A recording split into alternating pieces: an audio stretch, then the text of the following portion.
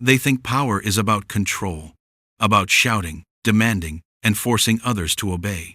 But the real power is to make them times what you want. To make them believe your plan is times their times idea. To win not by pressure, but by precision. That is the essence of reverse psychology, using their pride, ego, and desires against them. It's not about lying. It's about letting human nature do the work for you. When someone wants to feel superior, reflect their arrogance back at them. Let them believe they're smarter, wiser, stronger.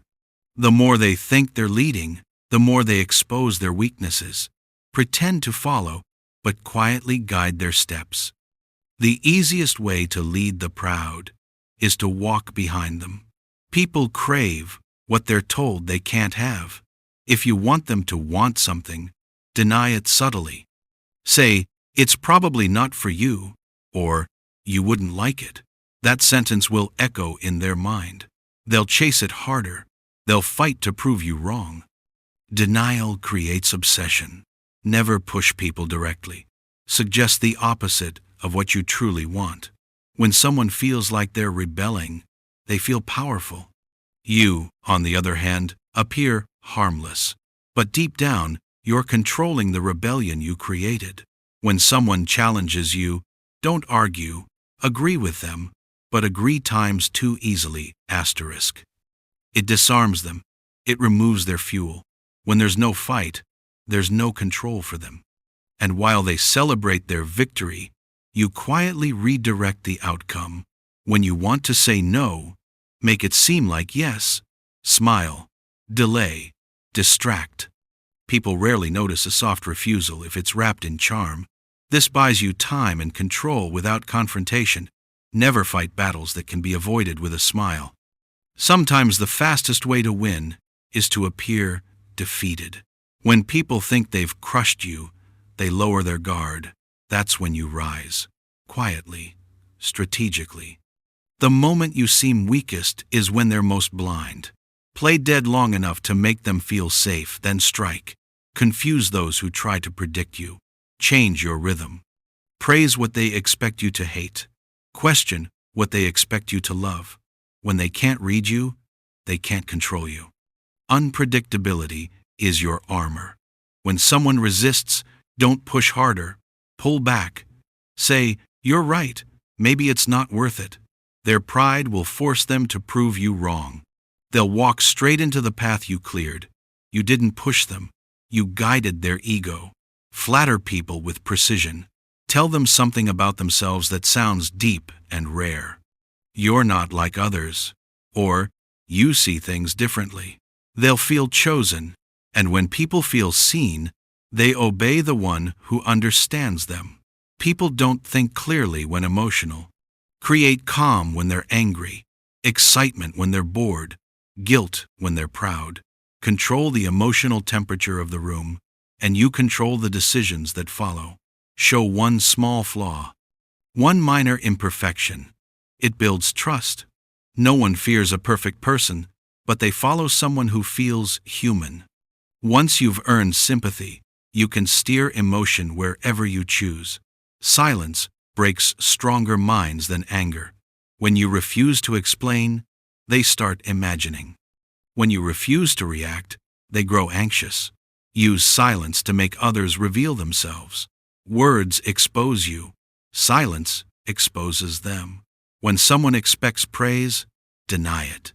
When they expect punishment, give kindness. Reverse their expectations to keep control. They'll chase your approval harder because it's unpredictable. The uncertainty keeps them loyal and restless. Power is not loud. It's not violent. It doesn't beg or explain. It bends others by knowing what moves them and then using it against them, softly, invisibly. That is the true art of winning without fighting. In the end, the strongest players never say, "Do what I say." They whisper, "Do what you want." And somehow, everyone still ends up doing exactly what they planned. The greatest manipulation is not forcing someone to follow you, it's making them believe they chose to. Power built on pressure is fragile. It breaks the moment resistance grows. But power built on belief is unshakable, because they will defend the very plan that benefits you most. The secret lies in invisibility. You must learn to shape the direction without ever appearing to lead it. Most people crave one thing more than truth: validation. They want to feel intelligent, capable, and in control. When you openly guide them, they resist. When you demand, they doubt. But when you plant a seed quietly inside their pride, it blooms as if it were their own creation. That is the psychology of control. You must never claim the idea. You must whisper it into existence and then step back. Start with curiosity, not command. Instead of saying, "Do this," say, "What do you think about this?" Let them speak first, even if their idea is far from yours. Then, slowly shape it. Add subtle suggestions that lead it closer to what you truly want. Complement their reasoning, even when it mirrors yours. Say things like, "That's smart," or "You're absolutely right, this could work." Each word of agreement cements their illusion of ownership. You are no longer a threat to their ego. You are an ally feeding it. And when the final decision is made, they will stand tall, proud of their wisdom, defending their idea with fire. They will work harder, invest deeper, and commit stronger, because people never abandon what they believe they created. You have turned their pride into your weapon. This tactic works in every arena: politics, relationships, business, strategy. The ambitious can be steered without command. The stubborn can be softened without argument. You win by guiding emotions, not logic. The key is patience. Do not rush to be seen as the architect. The invisible hand shapes the world more effectively than the iron fist. Sometimes you must even pretend doubt. Say things like, "I'm not sure this will work, but maybe you're right." This simple sentence transfers the risk and the glory onto them. They will take ownership fully, desperate to prove themselves right. Their victory becomes your victory. Their failure still your gain, because you never exposed your true position. In truth, this method is not manipulation, it is influence perfected. It plays upon human vanity. The powerful never argue for dominance. They create a stage where others volunteer to serve. And when those people succeed, they thank themselves. When they fail, they never suspect you. The wise understand that people are moved not by reason, but by emotion, especially the emotion of pride. So feed it strategically. Make others feel seen, respected, and clever. The moment they feel superior, they lower their guard. They will share secrets, reveal motives, and take actions you could never command directly. You will not need to force loyalty. You will inspire it through illusion. To make someone believe it was their idea all along is not deception, it's mastery of the human mind. It's how empires are built quietly, alliances are formed unknowingly, and opponents become followers without realizing it. Never fight for control when you can plant it. Never command when you can suggest. Never claim ownership when you can let them take it, because the one who appears to lead is rarely the one who truly does. The real ruler stands in the shadow, smiling, as everyone proudly carries out their own idea, which, of course, was yours all along. Human nature is strange. The moment you tell someone they can't have something, they want it more. Denial lights a fire inside the mind. It transforms indifference into obsession. What's ordinary suddenly feels rare. What's within reach becomes priceless the moment it's taken away. This is the quiet secret of control. People will fight harder for what is restricted than for what is freely given. Think about it. When a child is told not to touch something, it becomes the only thing they want to touch. When adults are told a door is closed to them, they spend their lives trying to open it. The psychology never changes, only the stakes do. You can guide almost anyone by controlling what they think they can't have. Deny them access. and they'll build their own reasons to chase it. You no longer need to convince them, they convince themselves. The trick lies in subtlety. Never announce your denial directly. Don't say, "You can't." Say, "You probably wouldn't like it," or "This isn't for everyone." These phrases plant curiosity like a seed. The human mind rebels quietly. It wants to prove it's the exception, not the rule. So the more you suggest something isn't meant for them, the harder they'll try to prove it is. That's the beauty of reverse psychology. Resistance turns into pursuit. This is why the most powerful people never appear desperate to be chosen. They step back, stay silent, and let others chase their attention. The harder you seem to hold back, the more magnetic you become. Scarcity creates value. In love, in leadership, in business, the rule remains. What appears rare becomes irresistible. When you want someone to crave your approval, don't offer it too easily. Praise sparingly. Reward unpredictably. Let silence do what words cannot. People become addicted to uncertainty. It's the mental hunger that keeps them returning, seeking closure, seeking validation. You are not withholding to punish. You are withholding to create movement.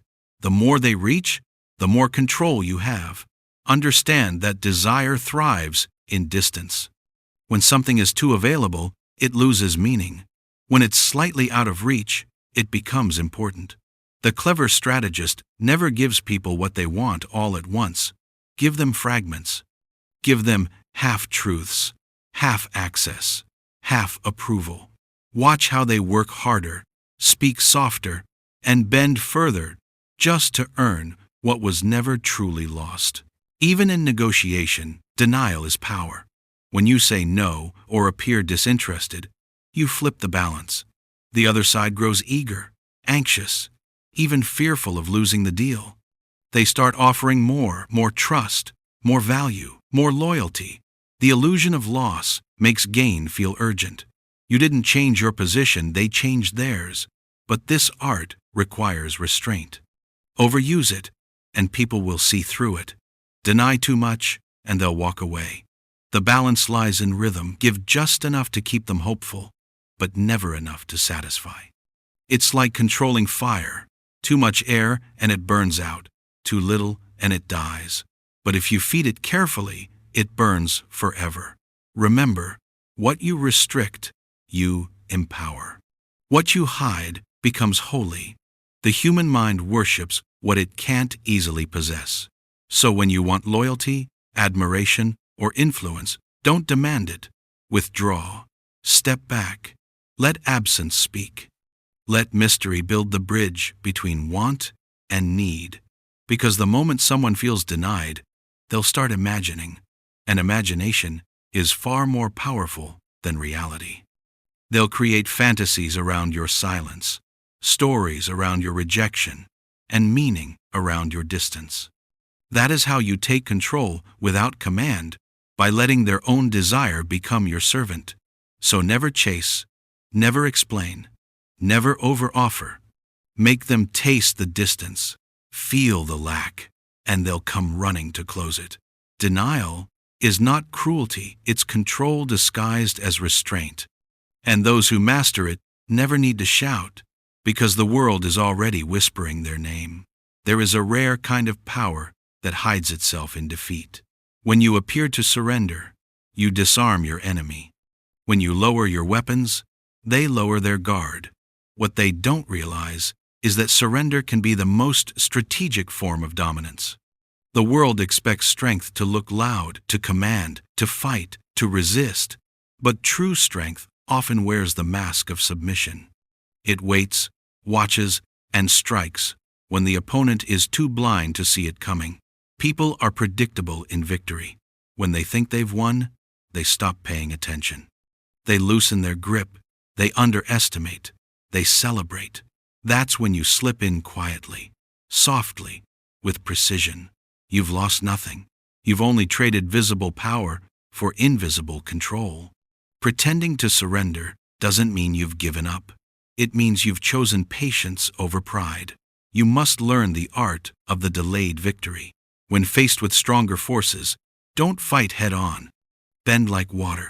Flow around the obstacle. Let your opponent burn energy, proving their superiority while you conserve yours. Every act of false surrender is a mirror you let them see what they want to see. A defeated figure, harmless, unthreatening. But behind that calm, your mind is calculating, learning, and waiting for the perfect imbalance to appear. In relationships, this principle is just as effective. When someone insists on being right, let them win the argument. Let them bask in the illusion of control. The need to be right is a form of vanity, and vanity is easy to manipulate. Once they feel superior, they relax. Once they relax, you can guide them where you need them to go. You win not by crushing their ego, but by feeding it.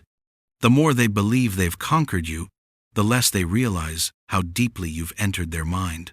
A wise strategist uses surrender like a key. When the door won't open by force, humility becomes the disguise that gets you inside. Even in business or politics, it's often smarter to yield publicly and rise privately.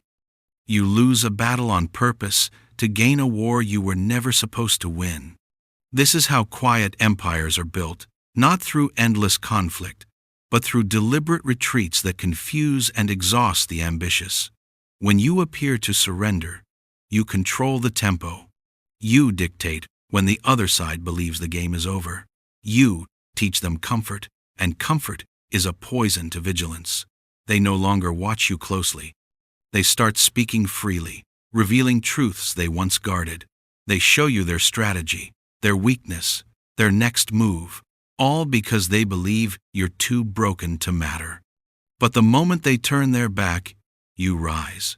And when you rise, you strike with accuracy, not emotion. To master this art, you must let go of ego. Pride will always whisper, "Fight back now." But power whispers, "Wait." The longer you wait, the sharper your return becomes. Every act of patience builds energy. Every moment of stillness stores strength. Surrender is not defeat, it's the art of choosing your battlefield. Pretending to surrender is psychological warfare. It makes others expose their hand, spend their resources, and relax their defenses. You become the calm inside the storm, the one who sees, while others are blinded by victory. And when they finally realize your defeat was an illusion, it's already too late. They've built your victory with their own hands. So when the world pushes you, when someone tries to dominate, don't always push back. Sometimes, bowing your head makes you invisible. Sometimes, silence breaks louder than anger.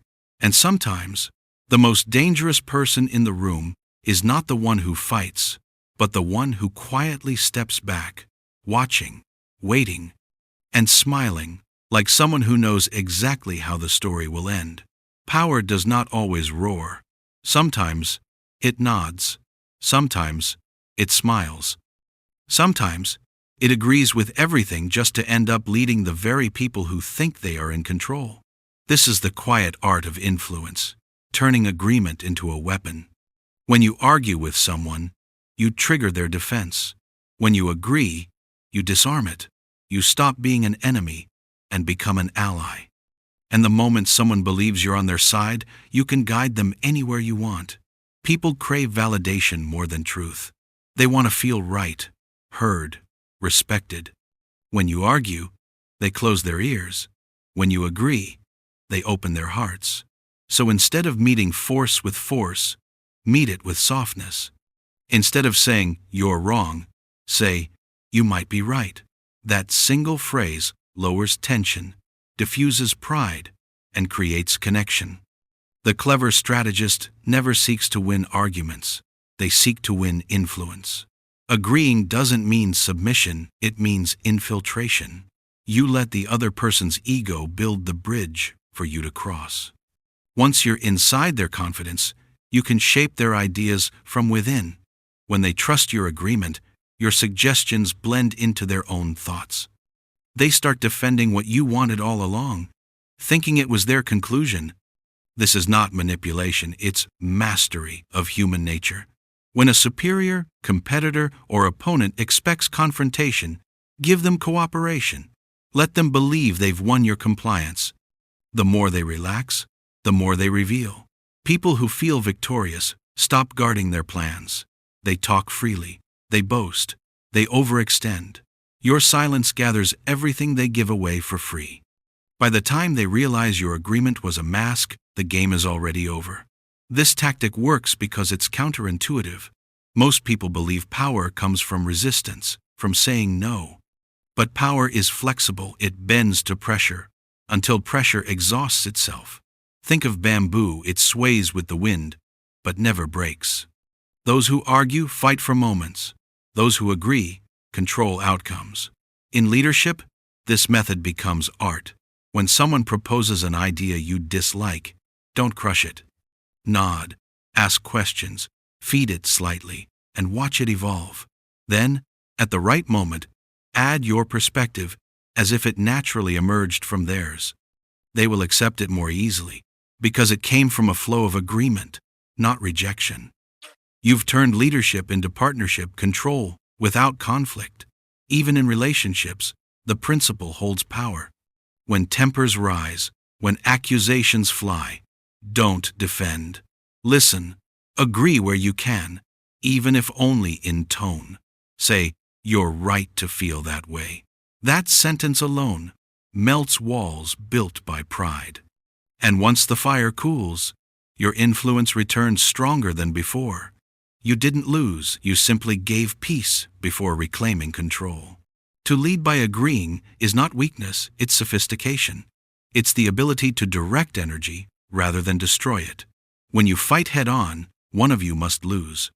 But when you flow through agreement, both appear to win, while only one truly guides the outcome. This is how power survives, unseen, untouched, and unchallenged.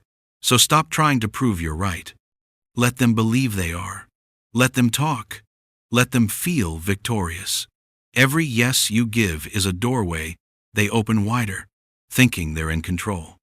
But the one who guides the conversation, the one who decides when to agree and when to shift, that is the true leader. In the end, those who fight for dominance waste their energy in noise. Those who agree strategically rule in silence. The greatest victories are not achieved by crushing your opponent. They are achieved when your opponent doesn't even realize you've won. Predictability is weakness. Once people know what to expect from you, they can prepare for it, control it, and use it against you. But when you become unpredictable, when no one can predict your next move, you become untouchable. Confusion is a weapon sharper than any blade, because it keeps everyone around you off balance. They can't defend against what they don't understand. The uncertain mind hesitates, and hesitation always loses. Most people live in patterns. They speak the same way, react the same way, think the same way. This makes them easy to read and easy to control. The powerful, however, move like shadows. They change rhythm, tone, and reaction at will. One day calm, the next ruthless. One moment generous, the next silent. People who try to predict you begin to exhaust themselves, because every time they think they've figured you out, you change direction again. Unpredictability doesn't mean chaos. It means control through mystery. It's about keeping others uncertain of your true intentions, your emotions, your next move. When they don't know where you stand, they waste energy guessing, doubting, and second-guessing themselves. Their focus turns inward while you remain outwardly composed. You are no longer reacting, you are directing. In conversations, unpredictability can be as simple as changing the tone. If someone expects anger, stay calm. If they expect indifference, show intensity. The mind resists what it expects but opens to what surprises it. When you act outside their expectation, you force them into awareness they can no longer play on instinct. They must now watch, listen, and adapt to you. That shift gives you control of the emotional field. In strategy, unpredictability is your defense and your offense. Never show your full plan. Give partial signals, mixed intentions, subtle contradictions. Say one thing, do another, just enough to create uncertainty. Those who plot against you will waste time deciphering shadows instead of building real attacks. The uncertain enemy is already half defeated because confusion breeds fear, and fear slows every decision. Even in personal power, unpredictability builds respect. People fear what they can't measure. When they don't know how far you'll go, they approach carefully. When they don't know what offends you, they move with caution. The predictable person is easy to offend, easy to manipulate, easy to trap. But the unpredictable one everyone watches, wonders, and never quite relaxes. That tension becomes your silent authority. However, unpredictability must be disciplined. Randomness without purpose is chaos, and chaos destroys credibility. The goal is not to be erratic, it's to be unreadable. Every move should have a reason, even if others can't see it. The secret lies in balance. Enough consistency to build trust, enough surprise to maintain fear. This mix keeps people loyal and alert at the same time. When negotiating, for instance, don't always say yes or no in expected ways. Sometimes walk away when they think you'll stay. Sometimes offer silence when they expect pressure. Each unexpected reaction teaches them one thing: you can't be predicted, and therefore you can't be controlled. That's when they start adjusting to you. You stop following the game, and you become the game. In leadership, unpredictability inspires curiosity and power. Your followers stay alert. Your rivals stay nervous. They watch every move, trying to decode your next step. But while they analyze, you advance. While they hesitate, you strike. Confusion becomes your cloak. It hides your weakness and magnifies your presence. Remember this truth. Routine makes you visible. Unpredictability makes you powerful. When they can't predict your limits, they'll never test them. When they can't guess your thoughts, they'll fear your silence. So never let the world read your full face. Be like the storm, calm before it breaks, silent before it strikes, gone before they realize what happened. The uncertain mind obeys the unpredictable force. And the one who controls uncertainty controls everything. Every person carries an invisible hunger, the desire to feel important. It doesn't matter how powerful, intelligent, or disciplined someone appears. Beneath every layer of pride lives a fragile need for recognition. Feed that hunger, and you control the person. Stroke their ego carefully, and they'll open the gates to their own mind. They'll tell you everything, trust you completely, and never realize they've been disarmed. Power is not always taken by force. It's often handed over willingly, in exchange for a well-timed compliment. The ego is both strength and weakness. It drives ambition, yet it clouds judgment. When you feed someone's ego, you inflate their sense of control. They stop analyzing, stop doubting, and start believing they're untouchable. That's when they make mistakes, because confidence without caution is blindness. Your goal is not to destroy their pride, but to use it as a leash. The more they believe in themselves, the less they suspect you're leading them. Start small. Flattery must never sound desperate or excessive. It should sound reluctant, as though it escaped your mouth unwillingly. I have to admit, you handled that brilliantly. Or, you see things differently than most. These sentences sound harmless, even genuine, but they trigger the deepest emotional reward: validation. Once they taste it from you, they'll crave more. You become the supplier of their pride, and people always serve what feeds them. Be careful though, flattery is art, not noise. Overuse it and you'll expose your intent. The powerful kind of flattery isn't loud. It's subtle, specific, and rare. Give it only when it buys you silence, trust, or information. Compliment when you need the door to open. Once it's open, step in quietly and never overstay. Remember, the goal is not to make them love you, it's to make them feel loved by you. That's where control begins. This tactic works best on those who appear the strongest. Confident people are often the easiest to manipulate because their ego blinds them to manipulation itself. They believe they're too wise to be deceived, too sharp to be played. That arrogance is your entrance. Let them feel superior. Agree with their brilliance. They'll never suspect the one who mirrors their greatness. In negotiations or conflict, use this principle to dissolve opposition. When someone feels praised, they stop fighting. Say, "You're the only one who truly understands this." And suddenly, they'll fight for you instead of against you. You've made their pride your weapon.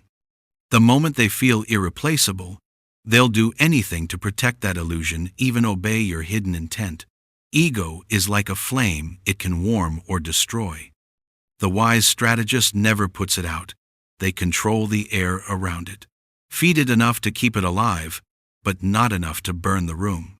Once the ego becomes overfed, it blinds its owner completely. They stop seeing you as a threat, and that's when you strike, not with violence, but with precision. While they're busy admiring their reflection, you quietly rearrange the mirror.